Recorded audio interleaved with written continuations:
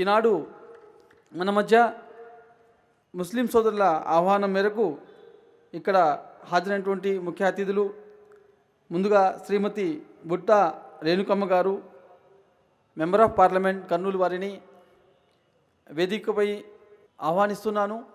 వారు ఈనాటి ఈ కార్యక్రమం గురించి వారి యొక్క అమూల్యమైన అభిప్రాయాన్ని తెలియజేయగలని ఆశిస్తున్నాను. Very good evening. Siraj Rehman గారికి, శ్రీ షఫీ గారికి, గౌరవనీయులు కర్నూలు శాసనసభ్యులు మోహన్ రెడ్డి అన్న గారికి, ఇక్కడికి విచ్చేసిన ముస్లిం సోదరులకు, హిందూ సోదరులకు, పత్రికా విలేకరులకు అందరికీ నా హృదయపూర్వక నమస్కారాలు తెలియజేస్తున్నాను. నేను వచ్చినప్పటి నుంచి ఒకటే అబ్జర్వ్ చేస్తున్నాను, నాన్ స్టాప్గా ఎంత చక్కగా ఆయన మాట్లాడుతున్నారంటే, ఒక ఖురానే కాదు భగవద్గీత గురించి కూడా తెలుగువారిమై ఉండి మేము ఆ పదాలను ప్రొనౌన్స్ చేసేదానికి, అంటే ఉచ్చారణ చేసేదానికి కూడా తడబడే ఆ పదాలను, సంస్కృతిలో ఉన్న పదాలను అంత చక్కగా ఇంత చిన్న వయసులో అధ్యయనం చేసి ఒక చదవడమే కాకుండా వాటిలో ఉన్న అర్థాన్ని తెలుసుకొని 10 మందికి బోధిస్తున్నారు అంటే నిజంగా హ్యాట్స్ ఆఫ్. మీకు నిజంగా మీ అందరం చాలా గర్వపడుతున్నాం. మీరు ఈరోజు కర్నూలుకి వచ్చి కర్నూలులో ఉన్న ప్రజలందరికీ కూడా దైవం అంటే ఏంటి అని మీరు ఇంత చక్కగా బోధిస్తున్నారు. అందరికీ తెలిసిందే దైవం ఒకటి అని, కానీ మనందరం ఎప్పుడూ ఆ కన్ఫ్యూజన్లో ఉంటాము. ఏ దైవాన్ని కొలిస్తే మనకి మోక్షం ప్రాప్తిస్తుంది, ఏ దైవాన్ని కొలిస్తే మనకు పుణ్యం వస్తుంది, మనకు మంచి వస్తుంది, మనం చేసిన పాపాలు పోతాయి.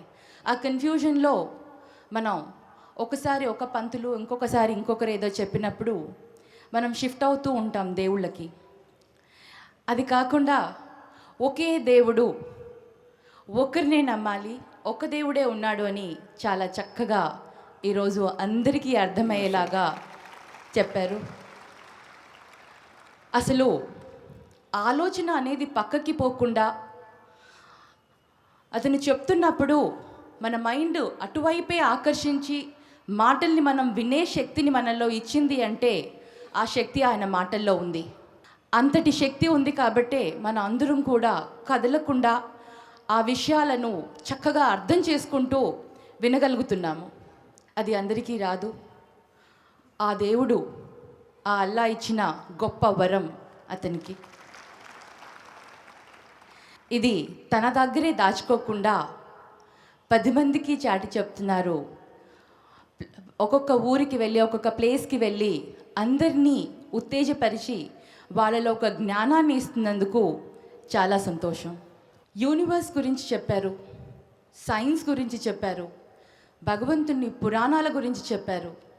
ఏదో ఒక వ్యక్తి ఒక దాంట్లోనే ఎక్స్పర్ట్ ఉంటారు. ఇన్ని సబ్జెక్ట్స్లో ఇంత నాలెడ్జ్ ఉన్న ఒక పర్సన్ మన సిరాజ్ రెహమాన్ గారు. రియల్లీ మేము చాలా చాలా అదృష్టవంతులం ఈరోజు మీ సందేశాన్ని వినేదానికి.